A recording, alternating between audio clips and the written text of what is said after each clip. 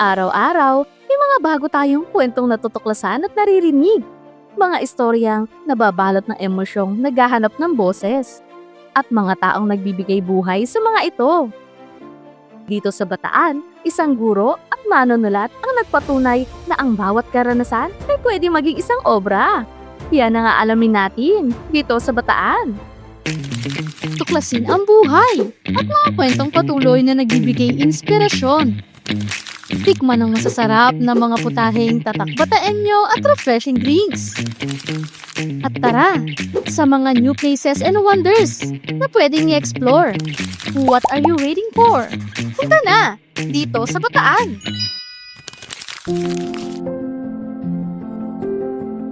Kilalanin natin si Mrs. Marily Galleta, isang ina, dating OFW, guro, at higit sa lahat, isang proud Bataeña storyteller. Bubuhayin natin ang mundo ng kanyang imahinasyon at aalamin ang kanyang mga experiences that shape her works and values.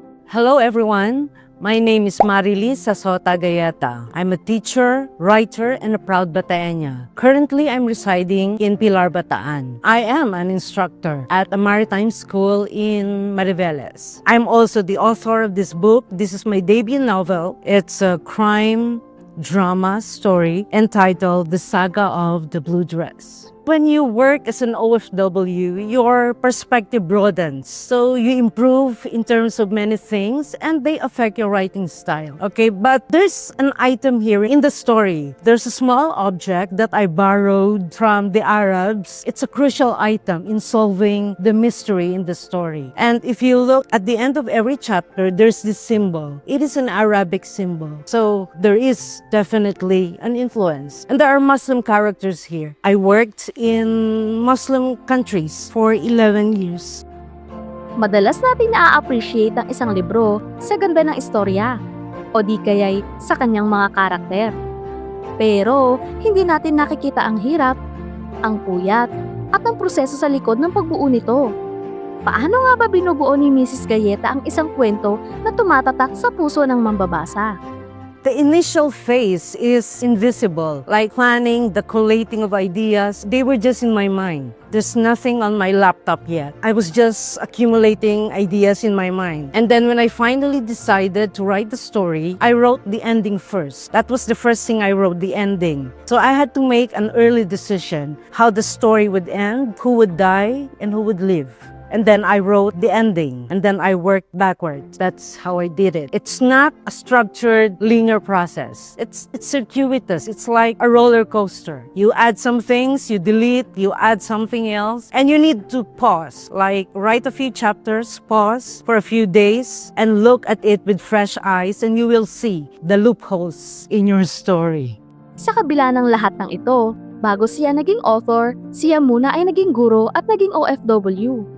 Ang mga karanasang ito ang nagbigay lalim sa kanyang pananaw na hindi lamang siya gumagawa ng kwento, pero ito ay sumasalamin sa tunay na buhay. The harsh truth about publishing, it's like politics and it's business, just like what I've said. It's not enough to have the talent. People should know that you have the talent. You have to get out of the box, out of your comfort zone, talk to people. I have been to several book signings reluctantly, but it had to be done. You want to write them, you have to face people. Ngunit sa kabila ng kanyang naisulat na libro at karanasan sa ibang bansa, ang puso ni Mrs. Galleta ay nananatiling nakaugat dito sa Bataan. Ang kanyang pagiging Bataeña ay hindi lang basta detalye sa kanyang bio. Ito ang humuhubog sa kanyang pagkatao at ang kanyang boses bilang manunulat. I grew up during the martial law years, so it's a controversial period. I grew up seeing rallies, protests. I had friends who disappeared, never found, or found dead. But personally, I didn't have a bad experience as a Bataan resident. My childhood was okay. We were poor, but it was okay. It was tolerable. The simplicity of Bataan back in the day. It was a simple community, but you can already see the signs of progress because of the people. Naniniwala si Mrs. Galleta na ang literatura at kwentuhan ay may kapangyarihang magpatatag ng komunidad. Ang kanyang libro ay hindi lamang para basahin, kundi para magbukas ng isipan at puso.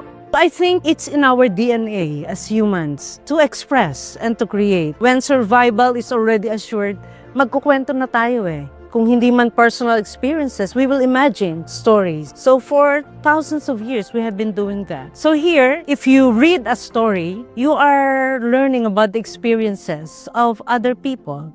And you will realize we have a lot in common. Okay, pag nagbasa ka ng storya, ng essay, or kahit makinig ka, okay, sa isang podcast, story pa din yun, na ay, naranasan ko rin yan, ay, alam ko rin yan. So, merong connection. So, sharing of knowledge and experiences.